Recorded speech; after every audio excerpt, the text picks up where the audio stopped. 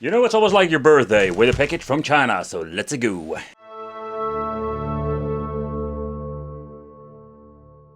They just grabbing an Android box, slapping emulation on it most of the time. But the teleportation magic box lineup is slightly different. I did review a couple of these boxes in the past and I just wanted to check out what is going on with this newer model. And yup, they are releasing or maybe sometimes re-releasing products and they're just improving it, or they say they improve it, but that's the reason why we're going to test them out. But inside the box we do get everything that we're going to need. For example, we're going to get ourselves a color box, a machine, USB line. I really love these names, you know, makes no sense whatsoever. But what are we actually going to get inside the box? Let's take a close look. So first of all, we're going to get ourselves like a modified Android box. It's not your typical Android box. Some of the companies do this, but this is particularly like a different kind of solution. They have a very nice tiny fan in here. Let's take a close look at it later if it's going to be sounding like a vacuum cleaner. Two USB ports for the controllers, HDMI out. It seems to be having AV out, but it doesn't always work. The SD card is behind here and the input for the power supply. But the weird thing is, and that is always you need to double check, they're putting a piece of, let's say, or sticker or something over it. I would say almost a plastic, but I already noticed that they didn't implement the SD card like it should be. The case itself is very cheaply made, but nevertheless, let's take a close look at it. We do have the configuration of having one dongle and two controllers. But let's take a close look at the controller. The controller overall is not the same quality when it comes to original PlayStation controllers. This is the better quality. You can mostly see it when you're looking at the joystick. They are having rubber, let's say rubber compound on top of it, where we have like the chip to the chip have more like a plastic feel. Another thing I always love to test is the ABXY button. I'm doing it like that. You can just feel how they are when you actually going to play them, and I must say they don't feel that bad. The D-pad on the other hand is absolutely, like say, feeling way cheaper. It even got this very cheap click to it, but later on let's test it out with some fighting games. The on and off switch over here and the compartment will need to have two AAA batteries to power on the control itself. There is no lithium battery whatsoever in the inside. But last but not least, we're going to get ourselves the power supply. What is really annoying, the power supplies are very cheap quality and there is no adapter for me. Yeah. So we do have ourselves a card reader they're giving you if you want to add new games. Of course, the toilet paper manual, like always, that gives you like a basic explanation how everything works, the menu, etc. But yeah, the power supply, it's only 1 amp, but oh boy, this thing feels really cheap. And I need to get myself another adapter. Great! Well, it's convenient that they also implement a piece of toilet paper that explains how you need to add games. And yeah, there is an option to swap the games if you want to, but it's going to be needing a PC at least. So on the inside we do have this very tiny RGB fan, and I can tell you I'm surprised just how silent this thing is. Let's grab my microphone and let you hear it. The biggest downside to these boxes are that we don't have an on and off switch, and I think it's quite annoying. It's like a hit or miss with these boxes. Maybe I'm a little bit nitpicky about it, but yeah, if you want to unplug it or power it off, you need to unplug it. Yeah, that's basically how it works. It's kind of annoying. So if you're comparing this super game box or teleportation box compared with other brands, they completely modify it to a certain point that this is no Android box whatsoever. And it's quite interesting to see. Actually, when just booting up the device itself, we're going to get ourselves a very nice, cool looking fancy intro.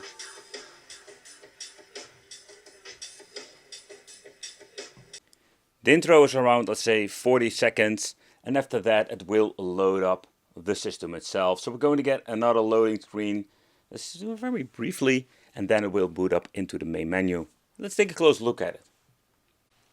So if you have seen a couple of my videos, for example with Pandora's boxes, if you haven't, consider subscribing, hit a little bell and check them out, because this menu looks very similar. The first list is the all list. It's absolutely one big mess, and yeah, this is not a super convenient thing. Going to the favorites, pressing the R1 button, then having the different kind of categories like PlayStation Portable that I really love to test out to see how it's actually going to be running, Dreamcast, 3D Naomi, Nintendo DS, N64, PlayStation 1, even having arcade, Super Famicom, GBA, Mega Drive, Famicom, Game Boy Color, and this is a kind of cool thing, that is the Neo Geo Pocket, Game Gear, and it keeps going on. It's kind of cool, to be honest, that they even implement all kinds of new different platforms that we didn't see before with the cheap boxes. And they even made a special like Mega Drive 32X. I think it's cool. Even Atari Lynx is on here. And there's the normal Atari stuff. But that's basically what we're going to get. At the right bottom here we're going to get the, let's say, quick menu. Here we can see that we're having the search function. Then of course we're going to get B for select, A for back, the X for favorites. And pressing select and L2 makes a save. Select the R2 makes a load. And start +2 times select will bring you back to the main menu. But in the end the menu is quite similar when you're looking at the previous models when it comes to the teleportation box. So let's take a close look at the performance and overall. I must say, when you're looking at the 16-bit stuff, that runs most of the time just fine. The really unfortunate thing is that we don't have any option, so far I know, for changing out the aspect ratio. At the top in the middle you also see some minor glitching going on, so it's not perfectly emulated. But I already mentioned before, when it comes to 16-bit stuff, this runs just fine on these cheaper boxes. The downside is if you want to play some old school handheld games like the Game Boy Advance, also that will be extremely stretched.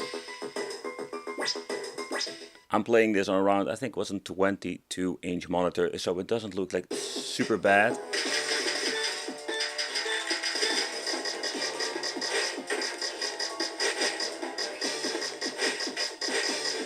Okay, so one of the systems I just needed to check out is the Vectrex. I've never seen a Vectrex emulator before when it comes to these cheap game boxes, and I mean specifically the cheap ones that are like ready to set to go, like this particular one, and not the like Super Console X one that runs I like. It's kind of a weird experience playing this actually on a monitor. I think recently I did a review about the full arcade machine, but basically that was like a tiny bar top you can bring home with you. It's absolutely amazing piece of technology. But you can just experience this on your monitor. Another system I wanted to check out is the PlayStation Portable part. Get ready for the next battle. But with this new model, it's unfortunate that they didn't update the emulator that's running the PlayStation Portable. Round one. Besides the glitches, it runs just slow. It's absolutely impossible to enjoy this game because it isn't even running on full speed. Without an FPS counter I can already see, but also you can hear it. So if Tekken 6 doesn't even run, you can't even forget playing God of War with this. They should like remove all the more demanding stuff, add some two-dimensional stuff that runs okay on this. So for PlayStation Portable I want to grab another game from the pile of games just to see actually what we're going to get when it comes to the basic games, and this is especially what I mean. The two-dimensional games are not that demanding. Really surprised to see more glitches whatsoever.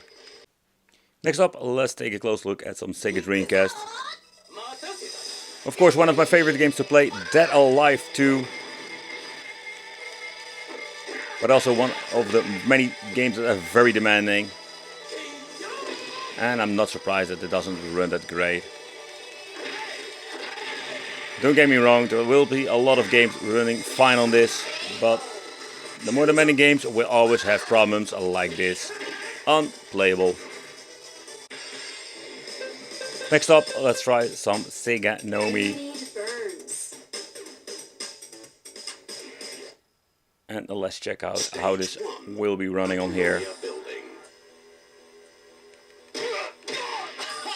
But here you can see that some of the games will run just fine. To a certain point we have some audio glitching going on, but beside that, in the beginning, the game is just playable. Another system that is surprisingly working on there is the Nintendo DS. But just gonna be honest, I don't really like this at all. And I particularly mean when you're looking at the stylus and how everything works. Some of the files are completely different kind of region, so we don't have English at all. Let's see if we can actually play. Oh, there we go. So that seems to be working fine. But from this point I cannot really find a way to switch between any of. Select start, everything has been configured correctly, but I cannot really find a way to change the screen itself. So I think it's clear to say that this hasn't been configured and there was no way of getting into the freaking emulator menu. Okay, let's get into the N64 part. For the most people, I've seen a lot of my videos. For the people who don't know, N64 doesn't really run great when it comes to these cheap boxes. We do already see some glitches in the air, and it has been set to an absolutely garbage resolution. I think when it comes to emulation, it's so great to play these old games, even upscaled. They're actually running better than the original sometimes.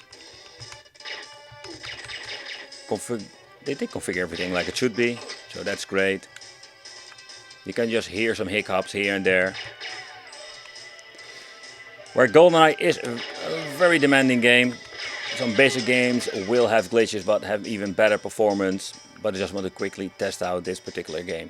I just quickly wanted to check out another game to see if it will have the same problem.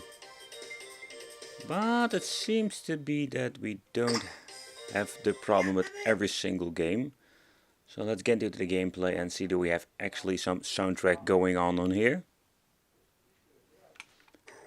No. Same problem. Also here they didn't add the music to it. That is quite unfortunate. I'm getting some Contra vibes over here. I don't know how it's with you, but... Okay, so there's a little bit of a bummer when it comes to PlayStation 1. Something I have seen many times before. For saving up space, they are basically adding the game without any background music. So yeah, that's it. We're just going to get actually the game itself. I did not every single system, but yeah, they did it with this particular game. So when it comes to the overall performance, if you love PlayStation 1, these cheap boxes will run it without any problems on native resolution.